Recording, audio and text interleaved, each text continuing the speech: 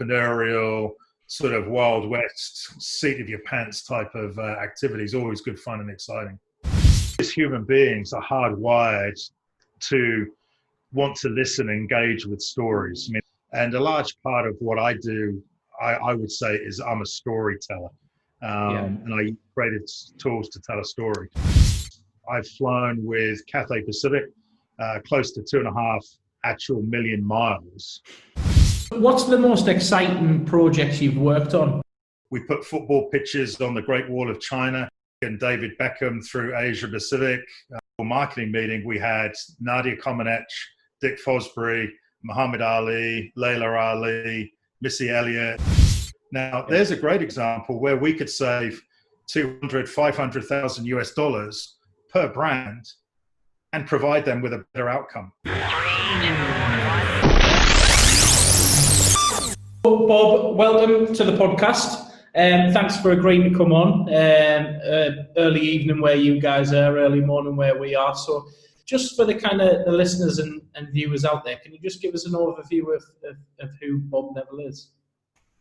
Yeah, thanks, Dave. No, it's really good to be connecting with you. Like I say, it's with the whole COVID thing, the world's a bit of a strange place, but in many ways the world's become a lot smaller place. So it does, yeah, you're over there in the northeast of England, and I'm down here in the northeast in New Zealand at the present time. So yeah. So my name's Bob Neville. Was a 10-year resident of Newcastle, Gateshead, working there for quite some time. Headed out to Hong Kong around about 1994. I'm a product designer, interior designer. Joined Adidas in the early 90s out in Asia Pacific, out of Hong Kong. Spent around about 11 years with those guys, setting up businesses in China and Japan and taking on global creative roles. Set up my own business. Went in with New Balance as a global creative director for probably close to 12 years. And now I'm currently operating my own creative business again. So, yeah, with my eldest son as a business partner. And, yeah, things are going great. So, yeah, here in New Zealand because of lockdown, but normally based out of Hong Kong and China. Yeah. So back when you kind of joined Adidas, what was your kind of career path before going to Adidas, and where did it kind of all start for you? So I went to art school. So I studied product design, industrial design. So it really gave me the skill sets needed to draw, make models, photography, all very much hand-based. There were no actual computer aids at that point. So very, very sort of traditional learning. And then from there, we won a whole host of different design competitions, children's toy, all sorts of things. And then I went from there into the world of architectural design, glazing, fire-resistant products, working with some great people up there in the Northeast. And from there, so my skill set, I was doing things like brochure design. I was doing product development type work, really supporting the business through creative disciplines. And that's sort of where I've sort of remained. Yeah. My job is about, I suppose, telling stories, but about brand value and delivering commercial value and using creative tools to actually deliver against that. So yeah, that's sort of been my path, but my passions are design, my passions are sport. So the opportunity when I was approached by Adidas to join them was fantastic. So a great combination of what I love. And what was it like going from, say, the northeast of England and that many architectural manufacturing background to then into Hong Kong and into Adidas and into the kind of the sector you want to be? What was it like, that transition? It was a little bit strange. I mean, there's obviously always different factors that impact us all in how and why we make certain decisions and how life unfolds in front of you. But with some of the things, I mean, I was employee number 4 in the Asia Pacific office for Adidas. So bear it in mind, when I left, I think there was probably about 150 people in there. So we weren't a large team, and Asia Pacific, China wasn't a focus for the German head office. So pretty much we had to do all sorts of things ourselves. So I was doing anything and everything from designing hardware and furniture for retail, or designing things for events and activation, or designing brochures, all sorts of things. So in many ways, I was doing the sort of things I had always been doing, but in some ways it was more amplified and in a different category.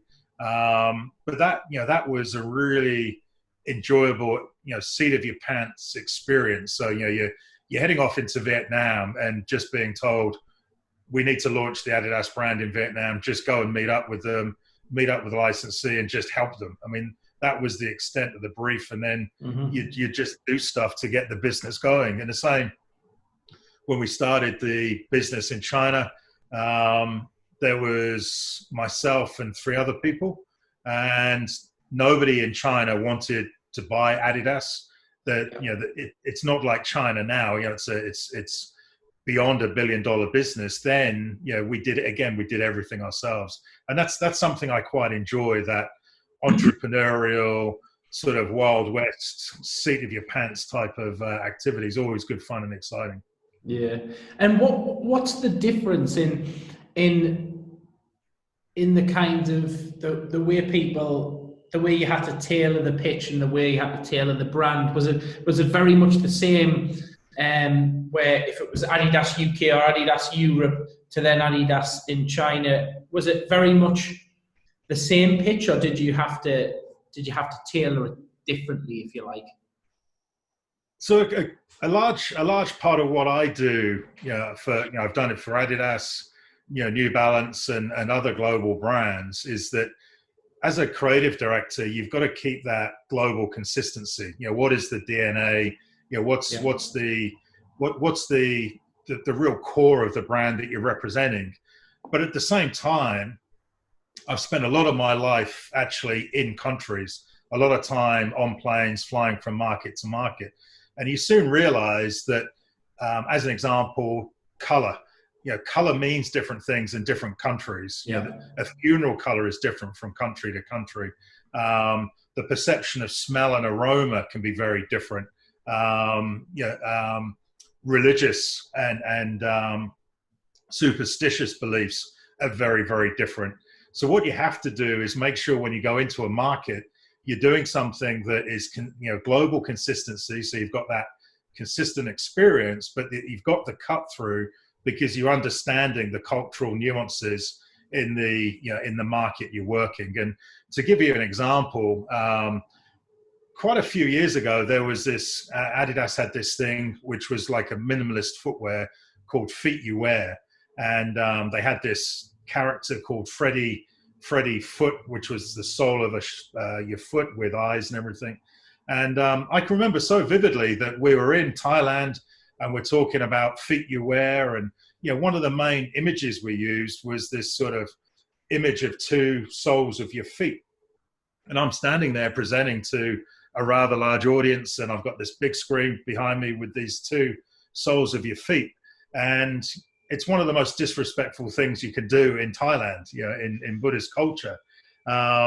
We didn't know that at the time, but that's a great example of how you've got to make sure you're culturally and sensitive to religious nuances, so you're not damaging your brand in that particular country or market. So global consistency, but making sure you've got cultural nuance. Yeah, that's a good example of that. And I suppose you wouldn't expect a big brand like Adidas to make that mistake, but I suppose all them years ago in new markets, information's not as readily available as it is now, is it? That's probably another good example, Dave, is say if you take Adidas Originals, the trefoil and that sort of Adidas blue color. So when we were really getting Adidas Originals moving, the blue color, we were using fluorescent blue tubes to help give you that, originals blue color. And again, it was something, it's learning, but it basically, that color blue is a funeral color. And we didn't know that. But some of these things you find out the hard way. So when a brand gets a certain level of strength, then there's a certain point where you can just say, right, actually, that is our brand, and you can push through it. But there's a certain point where you've got to balance what it is you're doing and offering. And you can look at, say, like something like Kentucky Fried Chicken, part of Yum Brands. In China, their largest seller, their main thing that generates revenue for them is not fried chicken. It's actually congee with chicken in. So again, that's about making sure you've got brand consistency, but making sure you're delivering something that's right for that, that consumer. Yeah. Well, obviously, in recent press in the last month, you've had Gymshark. That's just went from a guy's bedroom at university to being valued at 1 billion. How hard is it to launch a clothing brand right now and to achieve what he's achieved at Gymshark? So I'm currently working, as an example, with a couple of let's say founders in terms of developing a sporting brand and a lifestyle brand.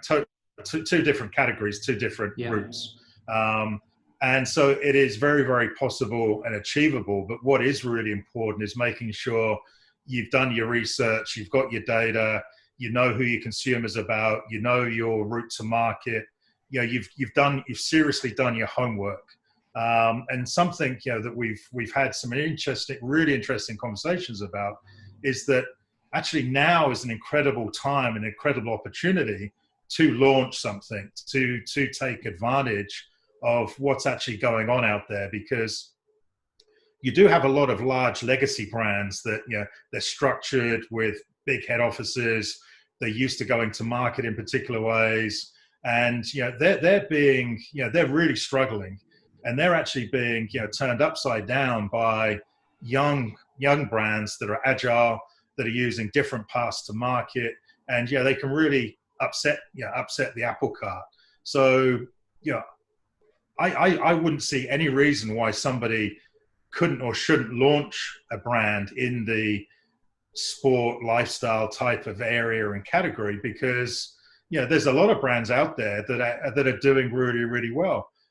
Champion Sport have been delivering some great numbers. I think Lululemon has been up about 400%, and that obviously reflects what people are actually doing and buying.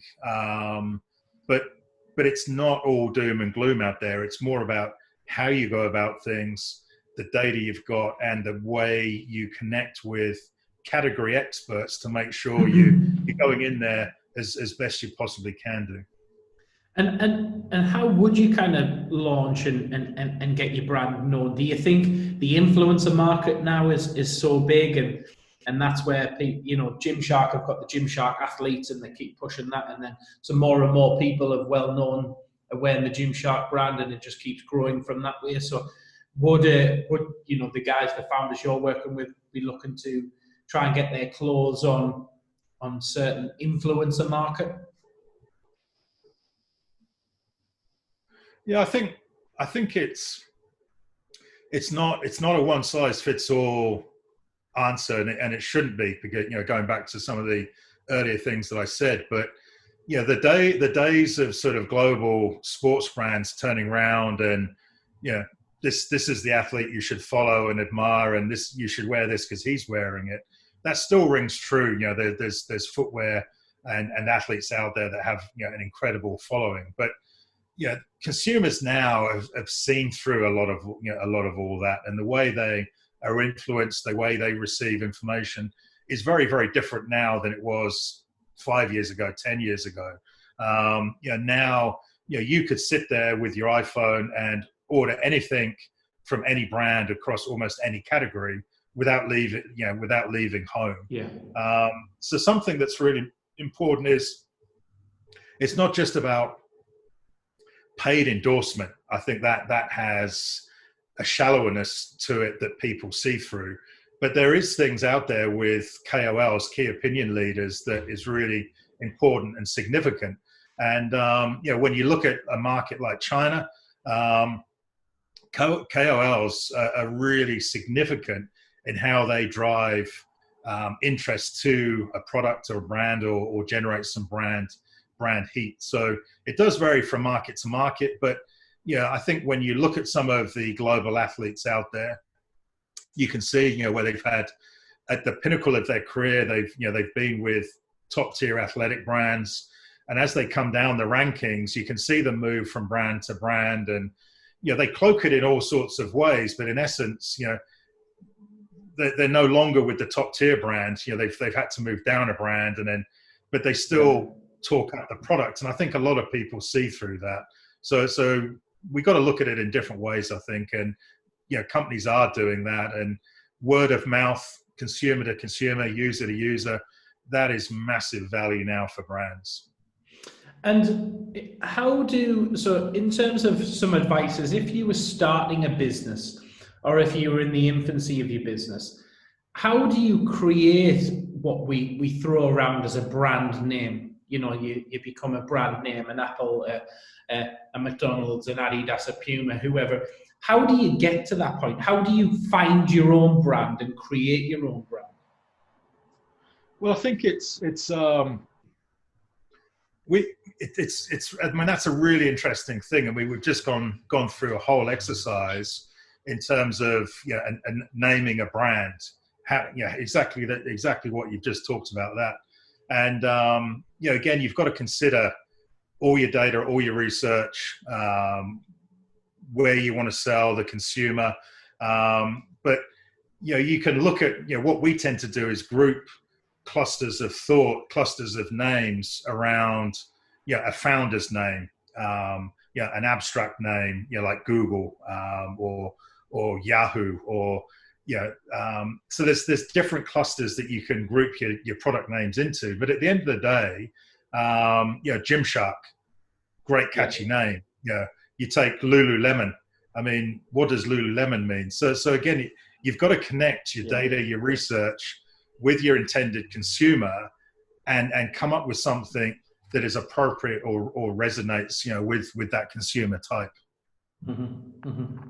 And then, is it important to create? How do you create the story of where the brand came? Because now we're hearing the story of Gymshark, where it came. Is it important to always have that story from the beginning? Because that's what people buy into, isn't it? People buy into the story. And I think we're hearing the story of Gymshark now, but I don't know the story of Adidas. We know the story of Apple because there's been films and, well publicized, but I don't know the story of Puma or New Balance. So do you think stories are important, or as the brand grows, do you think the original story is not as important? So I think, we as human beings are hardwired to want to listen and engage with stories. I mean, it's a basic survival instinct. You'd sit around the campfire in your cave, and somebody would tell you a story that you would learn something from. And so we're hardwired for story, and a large part of what I do, I would say, is I'm a storyteller, and I use creative tools to tell a story. So to give you a real world example is that, if you take something like New Balance, New Balance in China was viewed as a second tier Chinese brand. Now, it would appear that you don't know the story of New Balance, which, and I tell you, it goes back to 1906 and originated by an English immigrant into Boston who watched how chickens walked with their three toes with perfect balance. And William Riley came up with an arch support to help people move better. That's a performance story that goes all the way back to 1906 and translates into the performance of their products right to this day. But the key thing with that, Dave, is that you've always got to be forward looking, but at the same time, you've got to make sure people understand your story. New Balance still manufactures footwear products out of the northwest of England, out of Flimby. Now, when you put those products into other parts of the world, if those consumers don't understand your story and what you represent, then they're not going to want to pay the dollars. So, there's a great example about how a brand that goes all the way back to 1906 should continue in some shape or form to tell its story, because there's very obviously people out there that don't know that story. But when you know a story of a brand, and that's it. And I think when you know a story and you feel a part of that, you go back to that brand because you feel part of it, because you know where it came from. Like you telling us that story there, it makes me, I'll think twice next time I walk past a New Balance shop and go, oh, well, I know where this started. I know where this came from. Yeah. No, I'll send some images over for the listeners, or for your visual reference when you put this out, to help illustrate some of that storytelling with New Balance. The same as brand naming. I'll ping some things over in that regard. But story. Whether you're Gucci or whoever, it's really important to tell that story, because that's where the brand value comes from, and that's where sort of counterfeit copy brands really make their money, because they're like a parasite brand, piggybacking off of that history, that DNA, all that time, money, investment that's taken a brand to a certain point. And at the end of the day, story is what people buy into. Yeah. So, what was it like when you moved across, you moved across the world to go to Adidas and moved your family across the world? How hard is it? What is it like, having the roles you've had and moving around?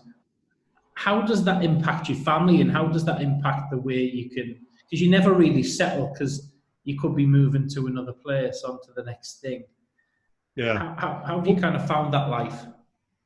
It's been pretty crazy, but it also becomes a craziness that you sort of become used to. I suppose it's almost like being a drug addict of some sort. That Hong Kong, we've always hubbed out of Hong Kong, so we haven't moved country to country a lot. We've always had a place in Hong Kong now for 25 years, as well as our place in New Zealand. But as an example, I've flown with Cathay Pacific close to 2.5 actual million miles. So that would mean me literally on a plane almost every other day, when you sort of put that out there. But that's what you've got to do. If you're working on a World Cup, or you're working on an initiative in New York or Frankfurt or whatever it is, there's only so much you can do from an office, and the bulk of it you've got to do actually on the spot, because you're dealing with human interaction, and you've got to experience that, and you've got to understand what you're actually delivering. In terms of the impact on family, you could look at it and say, right, my whole working life, last 25, 26 years, has been sport, design, and flying. Now, if you think that my youngest son is a pilot with Cathay Pacific, so he spends his time flying. He's also a sports nutritionist. My eldest son is a designer, married to a designer, doing as a business partner with myself, living in Hong Kong. You could almost sort of say the apples don't fall very far from the tree. So our life is global. It's virtual. It's on planes. It's working with different cultures, telling stories, and that's fantastic. Yeah, it's good. It's good. So what's the most exciting projects you've worked on across Adidas or New Balance? There's been lots and lots of great things that I've been very lucky to work on and been involved in some shape or form. And it's funny, I'm just going through, I've got to do a presentation this weekend to a group where they just want me to talk about strange and funny things that I've been involved with through my professional life. So, I've done everything from, we put football pitches on the Great Wall of China to do a signing ceremony with the Chinese Football Confederation. I've had responsibility for photographing and delivering team photos of the Chinese national team for a World Cup, which entailed smuggling a player's new bride into their training camp. We've launched World Cup balls. We've taken David Beckham through Asia Pacific. I've been an instance in a meeting where, in this one meeting, global marketing meeting, we had Nadia Comaneci, Dick Fosbury, Muhammad Ali, Layla Ali, Missy Elliott, and that's quite amazing, and just awesome when you can sit there, and that is your trade. Those are the people you're working with. But I love being able to, some of the greatest things, with New Balance, to be able to bring such an incredible brand and such an incredible ownership with Jim Davis, to bring that to the masses and to have contributed to that.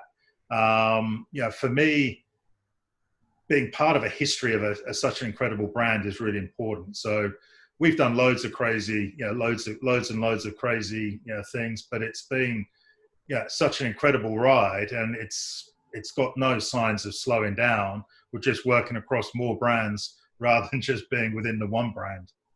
Yeah. So, and then is that why you've kind of branched off on your own thing now? Is that just you want to help multiple rather than just being pigeonholed in the one? Do you think? Yeah, I think the beauty is that my journey with Adidas, my journey with New Balance, you start off in one area and that evolves and grows and morphs into global roles. So, it's not like I've just sort of sat in a cubicle and I've been rubber stamping something for 10 or 12 years. You've grown and evolved. The Adidas business I started with, only a short time before, was almost going bankrupt. When I left, it was in a very different situation, and it's continued to evolve to such an incredible brand. And New Balance as well, where I started with the brand and where it is when I left, very, very different spot. Incredible brand, incredible people. But during my time with those brands, it's for me, people is really important.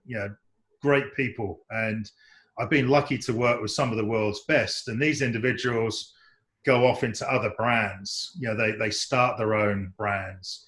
They're entrepreneurs, or they're going into other globally long established brands. So what I'm doing now is basically what I'm known for, but I'm doing that with people I've worked previously that are now off in other brands. And that means I'm very lucky to be able to work with incredible people that I have great friendships with, that have the opportunity to really make a difference, a significant difference, either as a startup or even as an established brand where you can take it to that next step. So really just exciting. I mean, it must be fantastic walking into work, knowing, you can pretty much budget anything in terms of, putting football pictures on the Great Wall of China, David Beckham, Missy Elliott. Like, there's no, in some of these big brands, there is no like upper limit thinking, is there? It's just who comes up with these ideas? Who comes up and sits in that room and goes, I know what we'll do. We'll put a football picture on the Great Wall of China, and we'll do this and we'll do that. Like, there must be some crazy ideas come up in these meetings. There is, and it would be wrong to think that budgets are limitless. I mean, that couldn't be further from the truth. Something that you learn quite early on. And again, I'll give you a real world example.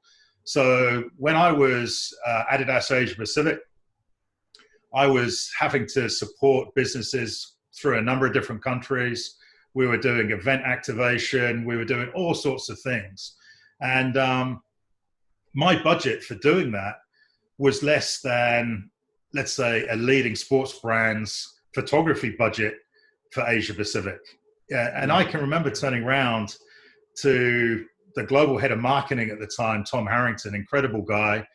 And I was sitting with him in Berlin, and I said, Tom, I'm just being screwed. I said, how can I compete, I've got to deliver all this work, all these results, help the Adidas brand grow. But my budget for doing all this stuff is less than our competitors' photography budget. And he turned around, he was an American, well, he's still an American, he's an American. And he was a helicopter pilot in the Vietnam War. And he just turned around and said, he used the example of the Americans, the Viet Cong.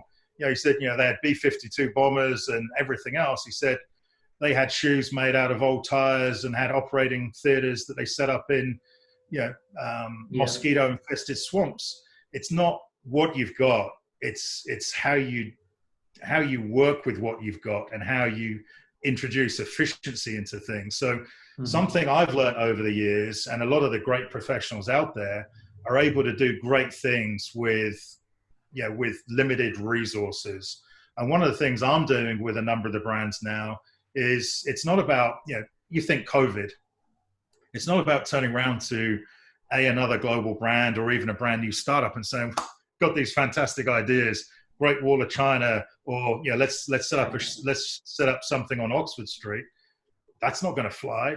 What you've got to do is look at their strategic and commercial objectives and say, right, now with the creative tools and my experience, we can help you get to market and get to your consumer base quicker, easier, and more cost effectively because of this background and experience. So give you a live example, e-commerce. Everybody talks about, the growth in e-commerce. The reality is, if you haven't got a photograph of your product, you don't have an e-commerce business. Yeah. Now, it's actually amazing when I'm speaking with global presidents of significant publicly listed groups, and I turn around and they say to me, we've got no budget to work with you. And I say to them, well, let me just ask you this. You've got 12 brands. Yep. Each one of those brands has got an e-commerce platform. Yep. How many products does each one of those brands and e-commerce platforms have? And what's the life cycle of those brands? So for each pair of shoes, you're probably going to need about 4 to 6 photographs. So where are you taking those photographs and how much are you spending? And what's the consistency of process between those companies and brands in your group? And these global presidents, I've done it twice now, I've turned around and said, I have no idea. They then come back to me and said, you know what, we're shipping products from various parts of the world to places in America or places in the UK. We're photographing products there. We've got to wait for them to be delivered. Some things don't get delivered in time. We've then got to do everything there, get it out. It's just not working. And we're using expensive labor. So what I've been doing is taking that and putting in a process to deliver better outcomes more efficiently and more cost effectively by placing that near the source of product manufacture. Now, there's a great example where we could save $500,000 US per brand and provide them with a better outcome. So what we've got to do is things more efficiently, think about what we're doing.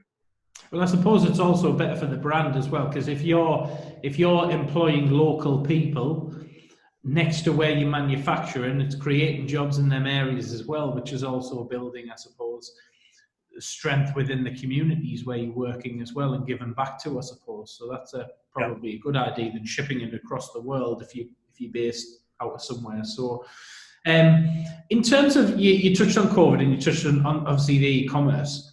Where do you think the high street's going in terms of the big brands? Because to have a shop on Oxford Street, I can imagine costs a little bit more than my office in Sunderland, just a little bit. But because of COVID and who knows what's happening with it, and a new normal, which we hear a lot, the new normal, will people return to the high street? Will people, well, they already, it's already dwindling anyway.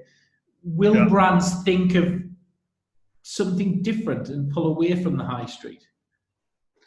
So I think this is something I feel really, really passionate about. And I think the first thing I would say is we won't return to normal, and we should never return to normal. As a brand, as a business, you should always be looking to change and evolve. So the minute you slot into being normal and accepting of normal, you're going to be dead in the water. You should be continually evolving and at appropriate times revolutionizing what you do. So for me, when you look at the legacy brands, again, these are people that have got, the massive organizations, massive setups and structures. They're no longer agile and adaptable. But when you look at using retail, and retail is derived from the French to cut up. It's a very old term. It's a very functional, transactional term. So when you think about, even when we were younger, there's the village store, the local butcher and everything else, the local grocery store where your grandparents would go in. They would then, the shopkeeper knows your family, he knows your history, he knows the sort of things you buy, and you've probably got some sort of credit line in there that your granny pays off next time she goes in. You think like Beamish Museum up close to where you are. I mean, that is traditional retail, and it's there in that living history museum. But that got superseded by Piggly Wiggly, the first self-service supermarket. Again, supermarkets seem very commonplace, but even when they introduced the shopping trolley, that was sort of like, that was out there. That was so hard for people to comprehend that they actually employed models to push around trolleys so that guys didn't feel like it was an effeminate thing to do, and women didn't think it was almost this sort of, woman with baby. That's a shopping trolley. Now, the supermarket, you could say, got superseded by big box retailers. You look at Team Valley, there in Gateshead Way, all those big boxes came in, and this destination with a theme park and everything else going on. That's got superseded by Amazon. What's going to supersede Amazon? It's the intelligent home that knows what you want before you need, before you need to actually order it. So it's a continual evolutionary process. But what I see is a return to local, a return to more community-based engagement, the understanding of the importance of community. So I think, I was reading some things where people are already looking at town centres and turning them more into places to live, converting some of these places in places to live. People will not return to offices in the scale the office owners, the cafe owners, the infrastructure owners that are all dependent on people going to downtown city centre are dependent on. Why do they all want you to go back to work? It's because they've invested all their money. Because you spend the money. Exactly. And I think, so, Guy told me last week from St. James's Place, Canary Wharf's only 15-20% capacity. So you think Canary Wharf has has this whole massive place of congregation in London, 20% capacity, all the bars, all the restaurants, all the cafes, all the shops there, will really, really be struggling. And I think, I walk down Sunderland High Street, daily, just on me lunch walk, if you like. And I can't ever see any shops coming back to certain parts of Sunderland. Not shops as what were there, if a closed shop closes, which are the clothing brands going to come here and open a shop in Sunderland and get a benefit from having a shop in Sunderland? Because people aren't coming into Sunderland and places and smaller cities like this. Maybe it's a London and a Newcastle, slightly different, a Leeds and a Manchester, Liverpool, but people aren't coming into the smaller cities and towns anymore, not like they used to.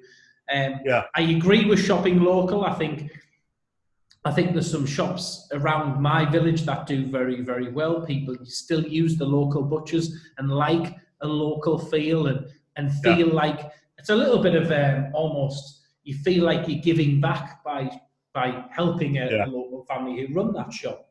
So I do get that. I think more local shops will pop up. I just worry that the high street and the big retail, I think Debenhams pulled out of Sunderland recently, or pulling out of Sunderland recently, a big department store. We have Joblands now, that's student flats, or will be student flats. So Amazon's, first trillion, is he the first trillionaire? Did I read that the other day? I think, Dave, what you've got to think about is I think there's a mistake to think transactional. So again, the brands and the companies I work with, at the end of the day, none of us are in business, for charitable means. We're in business because we need to feed families and put food on the table. But you can't lead with a transactional mindset. And this comes back to the storytelling part. If you've got a mate or a girlfriend that you think is only interested in you because of your money, that relationship isn't going to last very long. And it's the same with a relationship with a brand. If you feel, and a lot of brands have fallen foul during this sort of pandemic period where, it's like Emperor's New Clothes. Suddenly a brand's being seen for what it really is and what it's really, what its values are really standing for, if they have sort of values. So I think it's really important to lead with emotion and experience. So something that you can do a certain amount of things online and virtual and all sorts of things. But again, we as human beings love storytelling. We love experience. We love that sort of immersive part. So, I don't think it's any surprise that you look at some of the big online organizations, they're actually moving into physical, I don't want to say retail, but they're moving into physical spaces because they know human beings want to interact. I mean, how hard has it been to keep human beings apart during the pandemic? Yeah, I think before the pandemic, everyone would sort of say, oh, yeah, well, we can all work at home online and we don't need to interact. The biggest challenge around the world is to stop human beings connecting with human beings physically. And so I look at it as, online e-commerce, all the online platforms are a strong, powerful tool that we can use to help increase convenience in our lives, get rid of a lot of the mundane stuff we don't need to deal with anymore. You don't need to go and pick up your shopping powder. You can just have it delivered when you need it. And when your house knows you need it, or your washing machine knows you need some washing powder. What we need to do is go along to places like Beamish, and engage and have some social interaction and experience, which is going to enrich our lives or educate us. And we've maybe lost sight of a little bit. I bought my first bike last year, and I bought not my first bike, because I've had bikes, when I was a kid, but I bought my first ever bike from a proper local bike shop. And the experience of buying that bike was much better than if I'd have just gone online, ordered it, because I got to talk to somebody who was he was a competing triathlete. He told me all about the bike, what would work for me, what wouldn't work for me. Helmet, he wasn't selling me high-end helmets either. He said, look, this one's fine, for what you're going to do, get these on here. I'll change these pedals for you and I'll put these on because I didn't want the clip-in shoes. I just wanted the little bit of a cap to put my feet in. Yeah. If I'd have just bought that bike online, I wouldn't have had the little adjustments and what he was able to do at a local bike shop. Same as buying a car. You can buy any car online. You can get it leased. You can get it whatever. But when you go in, you learn more about the car. Someone who's passionate about the car. Someone who's going to tell you other things about that brand you didn't know about. I just think sometimes the whole buying online is great, but actually certain products, maybe if you buy your washing powder or you get it as the home delivery, that's fine. You get what you get. But certain products, when I bought my Mac, I went into the Apple store and she told me things and said, look, we run a free training session every week. Yeah. Here's the list of training where you can come in and learn how to use your Mac, iPhone, taking photographs. There's one going on there. I bought it in Regent Street in London. There's a photograph session going on there, how we're telling you to use the different things on your phone. Well, I've got an iPhone 11 Pro. I just open my camera, take a picture, put the camera back. I don't know what the different things do. So, but having that there, knowing now, if I've got the time, I can go and sit for an hour. These are the little things you don't get when you're buying products online. But that's where, though, Dave, you can look at, say, like let's say the evolution and the hybrids that are coming out, because one thing I've heard a lot sort of said is that COVID over this 2020 has accelerated so many things. In some ways it's accelerated the adoption of click and collect, online shopping. It's probably accelerated it. maybe 5 or 7 years. But some of the other things, to your exact point.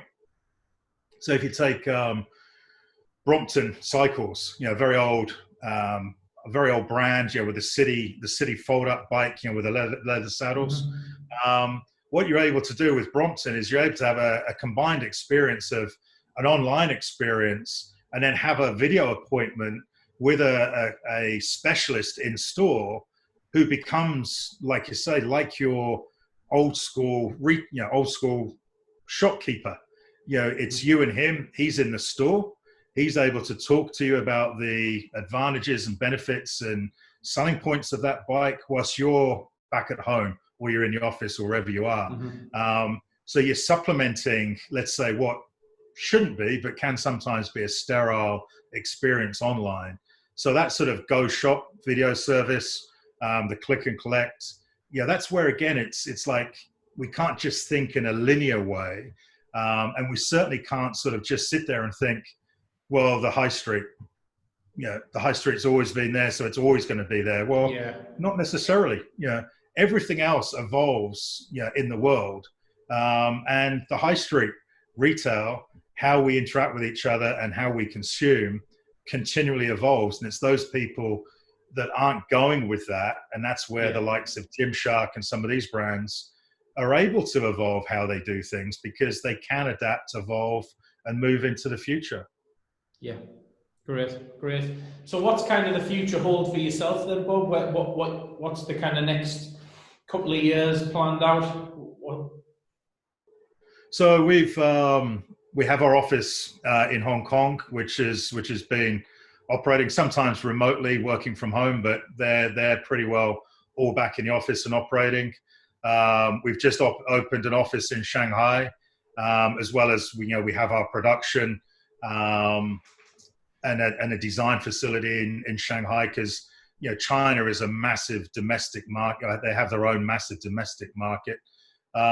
So we're working with a whole host of startups, venture capitalists, to help bring value to brands quicker. We're working with global established brands. We haven't even got to the point of sorting out our own website. We've sort of got a holding thing, but we haven't had enough time to actually do our own website, which is cool. But something else we're getting involved with, there's difficulties with education, universities, students being able to go to university. So one of the things that we're doing is we've established an online design education platform that connects students from high school through to executive with a global faculty for some of the best universities in the world. So do you think universities and schools are preparing?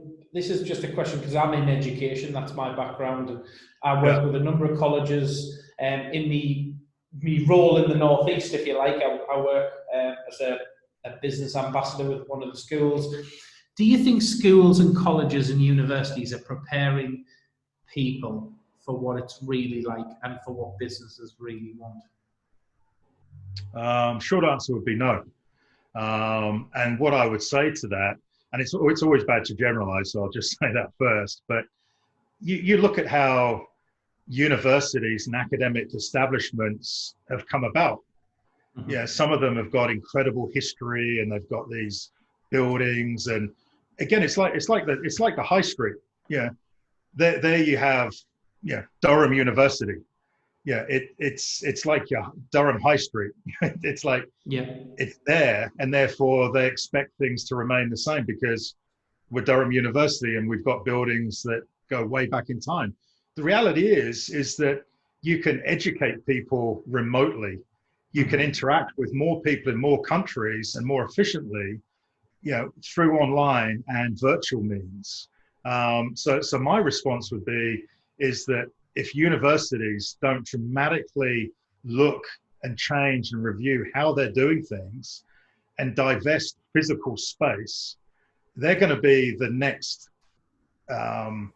evolutionary high street, going the way of the dodo, if they don't respond and react to that. And one of the things that we're doing, we're actually turning around and setting up pop-up locations. I won't say where or what we're doing, but we've got a whole host of students that can't travel overseas to go to a significant university.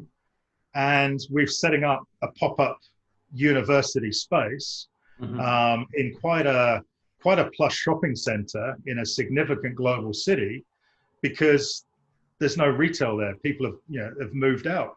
So we're evolving things. We're coming up with new models. But something else we're doing, Dave, is we're working in the virtual world as well. So I can actually educate 1,000 people real time in a virtual space where we can walk around and interact with a restaurant, a sports store, or whatever it is. Or I can do it one-on-one. I could do it with you where we're working on the design of a table. You and I could walk around this table. We could change the color. It looks 100% real. And as soon as you and I are happy with it and we sign off, we press a button and it creates the parts list and the cutting list to go straight to the factory. Now that hasn't necessitated you and I sitting in the same country, in the same school, in the same university. Yeah. So if universities and schools don't evolve, divest themselves of physical space and start thinking that they're going to be redundant. I think they are evolving slightly, and I think they're evolving towards, which I think is a better option, is now that more and more degree level apprenticeships are happening and degree level, that kind of training facility. Because I believe you can go to university for 4 years and you can learn all the theory behind that job, or I can go and work in that job for 4 years, and chances are I'm going to get a little bit further than the person leaving university, because I don't just understand the job and the training and whatever's needed. I understand the people across the last 4 years who work in these industries. I've networked in these industries. I'm getting my name out in these industries. So chances are, a 4-year apprenticeship to a 4-year university degree, I'm going to go on. Potentially, it depends on the person, I could potentially go a little, if we're the same type of person, a little bit further, because I have the inside knowledge on what it's like. And I think the degree level apprenticeships and, the apprenticeships as we know it now are a little bit, there's so many hours a week have to be off the job training, which is fine. I don't disagree with that. But why aren't we preparing students on and the training, rather than being a teacher and you see me and I'm your teacher and I come in once a week and we train? Why aren't I accessing as a student multiple teachers, multiple webinars, multiple things across? I might be accessing a professor in America teaching me about branding on my marketing degree, but then next week I'm accessing Bob Neville, and he's telling me all about his story and how Adidas and New Balance do it. And then next week I'm accessing somebody. I think a more joined up approach could add so much more value to potential training out there. And 100%. And bearing in mind, universities, the people are paying for it.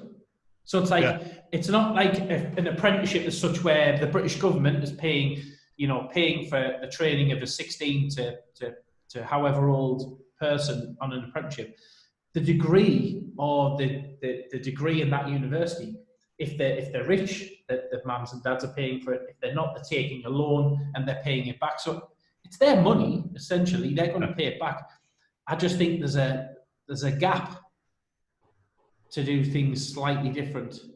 I think it's also what you've said is 100% correct. And I think if I was cynical, I would say there's a large amount of university engagement that happens because, in essence, people are buying another form of a brand name.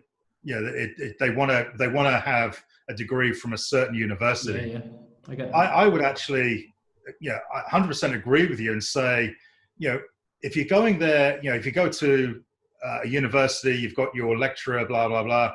That lecturer may well have been, and again, bad to generalize, but they've been in academia for I don't know how long. So you're almost being taught what they know, what is known, as opposed to being encouraged to explore what it isn't known and what is real world.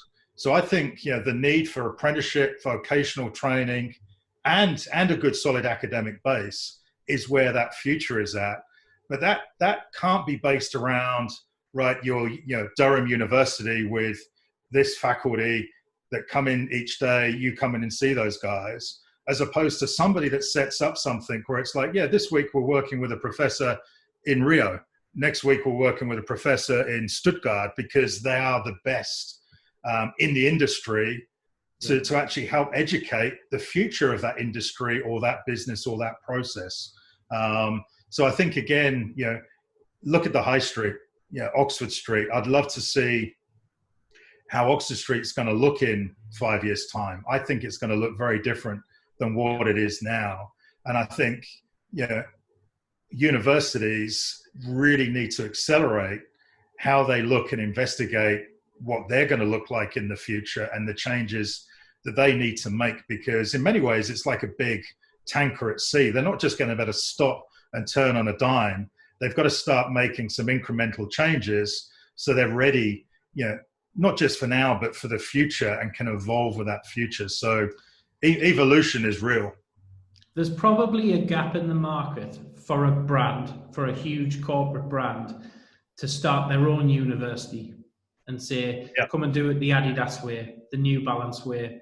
Charge the same, you know, have an academic structure, have a certificate, you know, certificates at the end, but taught by the people in these brands and in these people, you know, doing it day in, day out. And there's probably a gap for a new evolution of university to come out, a bit like the Open University, you know, that evolved because then you didn't have to go into it, you can do it from home. And I think it's probably an evolution again from Open University to branded universities, away from the old structural Durham. I mean, that's an interesting point, because I've forgotten about that with the Open University. I mean, my take on it, and I haven't seen anything more, you know, I've not looked at it recently, but, you know, Open University wasn't necessarily viewed as the best thing. You know, if you could go to Durham or Cambridge, you know, that's obviously the best thing to do. But Open University was almost ahead of its time. Yeah. Open University is a pandemic global platform. Yeah. And so it was way ahead of its time. So, you know, I think that's a really interesting thing to raise, that, yeah, Open University all those years ago was the future. Everybody was stuck in a legacy model of going to dusty old buildings because that's what everybody did. It's like sheep following each other. So, yeah, let's see what happens. Yeah, good. So we're going to leave it here. Just thanks for coming on. I just want your what's your top 3 tips for somebody in growing a brand? First off, understand the category, the consumer, you know, the uniqueness of what you're doing. Don't just try and be a me too. So make sure you've got as much data and information as you can to inform yourself as fully as possible. I suppose that's more than one point. Surround yourself with best in class, best in industry individuals. And now with, you know, the virtual world and Zoom and everything, it's very easy to do that. Thirdly, just continually evolve and revolutionize. Don't look at your competitors and benchmark yourself against those. Benchmark yourself against your own data, your own gut feel, and be innovative and prepared to challenge and beat your own path. Mimicry, not having right data and sitting back is a recipe for disaster. And, you know, we can see now all around us brands and organizations that have sat back on their laurels and not reinvented themselves, not evolved. So those would be the 3. But what I'll do is I'll send across some 5-point takeaways for your listeners, and when you post this. So again, I'll put them all in the notes. A bit of visual information maybe you could share out with your listeners or viewers. Yeah, great. Excellent. Well, Bob, thanks for coming on the podcast. I appreciate that. I've enjoyed chatting. I could probably go on forever talking about brands and different things like that. But really enjoyed it. Thanks for coming on. So enjoy the rest of your day, and let's chat again soon. Yeah, cheers.